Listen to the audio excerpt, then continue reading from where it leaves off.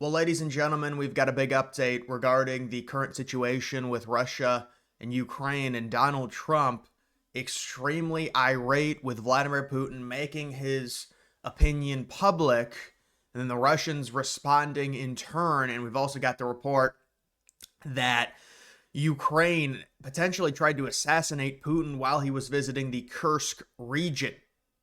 So some big stuff happening right now. We're still trying to work out a potential ceasefire.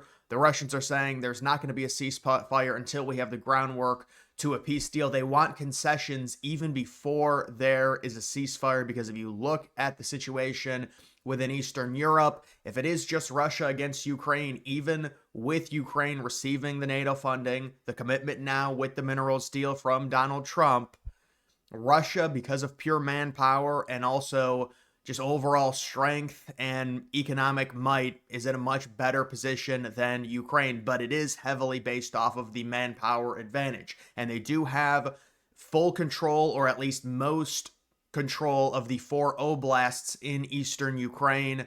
That's why in Donald Trump's 7-point peace plan, he said, well, yeah, those are going to be annexed. We're going to work out some type of deal, but there are Russians that are saying that's not enough based off of the amount that we have put into this war. We need more land, potentially splitting up Ukraine in half and also demilitarizing Ukraine, which is something they're not going to want and Western European countries are not going to want. And I don't think Donald Trump would want, but there are concessions when you're talking about a peace deal. But right now it seems like Ukraine is certainly more willing to work with the idea of a ceasefire. They originally agreed to a 30-day ceasefire about a month and a half ago. It was Russia that said, no, we don't want to do it. And they said in kind of a hazy way, to where Putin said, well, no, I want to do a ceasefire, but I have to talk to Trump first. Then he talked to Trump. There was no ceasefire agreement. There was a temporary ceasefire on certain sectors, including infrastructure, that was broken within days. And so there was no real ceasefire. But this is what Donald Trump says. Trump saying, yeah, I'll give you an update. I'm not happy with what Putin's doing. He's killing a lot of people, and I don't know what the hell happened to Putin. I've known him a long time, always gotten along with him, but he's sending rockets into cities and killing people, and I don't like it at all, okay? We're in the middle of talking, and he's shooting rockets into Kyiv and other cities. I don't like that at all. Mr. President, the reporter says, Mr. President, what do you want to do about that? I'm surprised, very surprised. We'll see what we're going to do. What am I going to tell you? You're fake news, aren't you? You're totally fake. So that's what Trump's, you know what? I'll just play it. I don't know why I read all of that. Might as well just play the clip. Yeah, I'll give you an update. I'm not happy with what Putin's doing. He's killing a lot of people, and I don't know what the hell happened to Putin. I've known him a long time, always gotten along with him. But he's sending rockets into cities and killing people, and I don't like it at all, okay? We're in the middle of talking, and he's shooting rockets into Kiev and other cities. I don't like it at all. Mr. President, what do you want to do about that? And I'm surprised. I'm very surprised. We'll see what we're going to do. What am I going to tell you? You're the fake news, aren't you? You're totally fake. All right, any other questions? I don't like what Putin is doing, not even a little bit. He's killing people. And something happened to this guy, and I don't like it. Yeah, well, I think Putin is being pressured by the Kremlin to be more aggressive as the war potentially winds down. They want leverage in a negotiating period, and at this point, I don't think a lot of the Russians think that they have gained enough land or enough resources to deem the war completely successful. You'll get a lot of people saying, well, no, they have 100%. There's a lot of Republicans that say that in the United States. Obviously not. Why is it continuing? If they would have gained a certain percentage of land and resources and area that they deem successful, they would be negotiating a ceasefire and a peace deal right now. And by the way, that's with the United States supporting Ukraine. Trump is sending supplies and weaponry to Ukraine. He hasn't done it recently, but also intelligence as well. This is because of the minerals deal. So it's not like, see, the thing is, people said, well, if the United States abandons Ukraine, it's going to embolden Russia even more. Well, we agreed to the minerals deal, and it seems like they're ramping up their attacks after the minerals deal that we signed, which gives Ukraine more supposed security because the U.S. backs Ukraine now because of the minerals deal. We're getting back the minerals. in exchange for all that we give them. So evidently, Putin doesn't like where they're at right now in terms of what they want to have accomplished. You could argue he's already achieved a lot of what he wants, including the assurance, the key assurance from the top NATO council on saying that, well, yes, Ukraine will not be joining NATO for the foreseeable future. When there is a peace deal, we will know what that means exactly in terms of the interpretation. Is that indefinitely? Is it 20 years? Really, we know that NATO never should have extended as far as it extended. But at this point, and by the way, we've also got the reports. We know Finland joined NATO in 2023, in part because they were rushed. They were very scared after the invasion of Ukraine. They wanted that protection. Now there are some Russian troops, not necessarily on the border where Finland is, but they're getting close. I'm not saying there's going to be an invasion of Finland. I do think Putin wants to show strength there, especially considering the expansion of NATO just recently as a result of the invasion of Ukraine. And so a lot of this is to deter NATO. Whether or not Putin gets the amount of land that he deems necessary, there is the idea to hit them with more sanctions. Trump has talked about it multiple times. People will say, well, that doesn't matter. Well, it depends what sanctions you're able to impose on them. Yes, the United States and the West hit Russia with serious sanctions in 2022. That was the original thought. It was to wear down the Russians. That very obviously was not happening. It was not working. But there might be a new strategy in regards to cooperation from India and China not accepting Russia energy imports. And if you can do that and shut off the imports from Russia to those countries, you could potentially force Putin to the negotiating table to a degree. There's a lot more in terms of the dynamics at play, but that's something that may or may not happen. I've heard that thrown around a few different times. You're going to have to do something outside of the box. The normal sanctions are not going to work against Putin.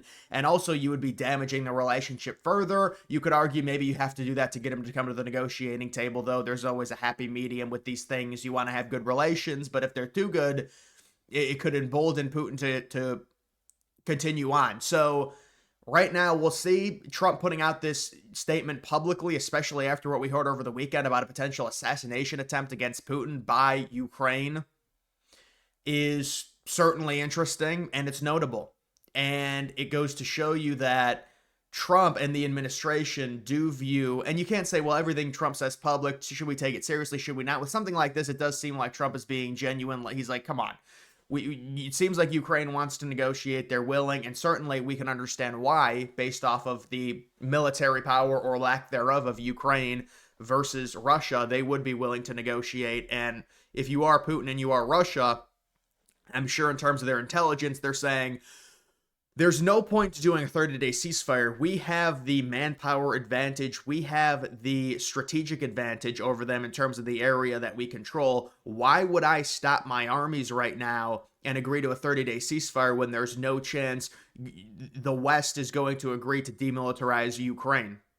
It doesn't make any sense for me. So there's some obstacles that right now seem impassable. That's why there's not this ceasefire from the Russians, because they want certain things that they know they're not going to get in a peace deal that tells them, why would we agree to pause when we have a strategic advantage on the battlefield? It just doesn't make any sense. So there is that as well. But this is notable with what Trump is saying. He seems to be very angry, very pissed off at Putin, and he's putting it out there publicly. And he's saying, I'm on a phone call with him. He's bombing cities. So that is notable. And that is something that really, this goes back about a month. We start hearing this thing to where there's this shift with Putin. Originally, it was the ceasefire that was agreed to by Ukraine. That was before the minerals deal was official. But there was the ceasefire. It was 30 days. And Trump said, well, we got to see what Putin wants to do. Rubio talked about it. And then there was, that's when Vance, Trump, and Rubio came out and said, we might just be done with this. It's not our war, and we're going to leave it alone. That's hard to say now because we do have the minerals deal with Ukraine. But it is it's a Eastern European conflict. This is more impacting the Western European countries in terms of NATO. And so they should be more involved in this. But because of NATO, the situation, we're roped into these conflicts, a conflict in Eastern Europe, and they look to us because of how big our military is, because of how big our GDP is, because we are the, you don't want to say the police force of the world. We're trying to shed that title, but we still are in a sense, just because of how encompassing the United States is in general. The NATO countries, even though this is in Eastern Europe, the European countries, they look to the United States to lead the situation, and we need your support. And I think they've kind of moved off of that with Trump in now, to where they're like, oh, we don't need Trump, we're going to support him anyways. Which, you know what? European countries, I can understand being more threatened by Russia based off of their proximity to them. It's understandable, but that's the thing we're trying to get through these Europeans' minds. It's, well, listen, you are a lot more concerned with Russia than we are, so that's more so your war, not ours.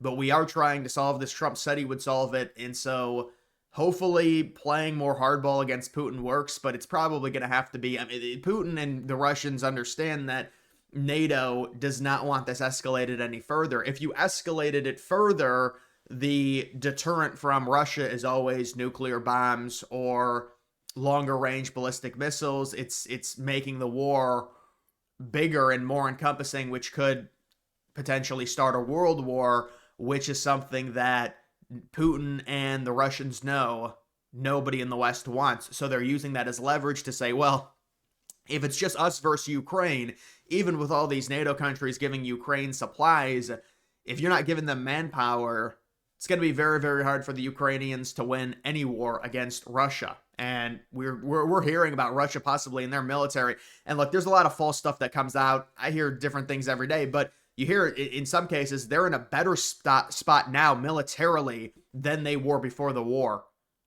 Now, I don't know how true that is, but it does seem like they understand us agreeing to some sham ceasefire peace deal would potentially make the Putin regime look weaker in Russians' minds. And so there's also that. But how much land within Ukraine does Russia really want? That's another genuine question. Do they want half of Ukraine? Do they just want 1/5 of it with Crimea and the peninsula? And you've also got Zelensky saying they don't want to give up anything, but I think that's more negotiating leverage. They don't really have a choice unless they get serious NATO support in the form of troops, because we know they're not going to be the ones to escalate. If they escalated, then Russia could say we are justified in launching a bigger widespread war and a stronger push to capture more cities within Ukraine, which Ukraine would, I would imagine, struggle against based off of their lack of fighting power right now. We are over 3 years into this war. So that's just a little bit of an update on that. And then the other thing I wanted to talk about, this same, not really an interview, but Trump gives these answers to questions on the tarmac normally at the airport. So Trump says he's delaying the 50% tariffs on the European Union to July 9th. He called the leader of the EU and she wants to get down to negotiation. So this is very standard. Trump put out a warning on Friday about there being a 50% tariff imposed on the EU starting June 1st. I came out in a video and I said it was not serious. This is just to get the EU to the negotiating table, and there was evidently not a lot of cooperation with the leaders of the EU in terms of negotiations on what they wanted to give up, whether it be the VATs, which is the value-added taxes on the U.S. imports. That is not, it makes U.S. imports less attractive for natives there to buy because of the taxes that are put on. And it's not just U.S. imports, it's all imports, but it is very unfair. I mean, even an independent person will say that when you talk about some of these, the trade that we have with countries, even a union like the EU, it's extremely unfair for the United States. And we are going to correct it in a way. It's not going to be 100% perfect, but Trump is trying to correct that. And so this is very standard. We have a situation right now where our economy is doing, the last 3 or 4 weeks, it's been doing a lot better. Trump's approval rating is going up. I don't think Trump would have imposed 50. That's why people were saying, oh, he's doing it to bring down the yield. That was not the correct reading at all. That is not why Trump threatened that 50% tariff. It was because they were not cooperating in negotiations and he wanted to kickstart something by making a public threat. And that's exactly what happened. And so now she requested that it get pushed back to July 9th. So that's over a month. So, and that's basically when the Liberation Day thing, I mean, because Trump put the 90-day period, you think about it. The 90-day period, I think, went on right around, it would have been April 12th, because I remember the market and where it was and where the yield was on April 11th. So April 1st, it was the Liberation Day. That's when he tariffed everyone a crazy amount. Then it was a 90-day period around April 12th. That would be July 12th, or maybe July 9th is the 90-day period is when it's up. So that's right when the period is up anyways, in terms of this window to negotiate these trade deals. So not surprising at all. Very standard on what we would think from Trump. You do get to the point with these threats by Trump, countries are not going to take these seriously, because you can kind of see that this is not a realistic threat. Now, when you're talking, Trump has, I mean, to be fair to Trump, he did impose mass tariffs on every import into the United States for about 11 days. So that did happen. But if you keep doing this at a certain point, the countries are not going to take it seriously. But I mean, at the end of the day, you can put a deadline if you stick to it. I mean, they could have tariffed them at 50%. I mean, the EU doesn't want that. So, I can understand what Trump is doing here. He's forcing cooperation. I mean, this is really what tariffs are as well. You're forcing cooperation when you put out threats, and you force negotiations. And so you force them to possibly give up some more items within the deal that they didn't want to give up. So, guys, that's just the situation regarding the tariff update, and make sure you like the video down below. That's going to do it for this one. Follow me on X as well. Link to that's always in the description.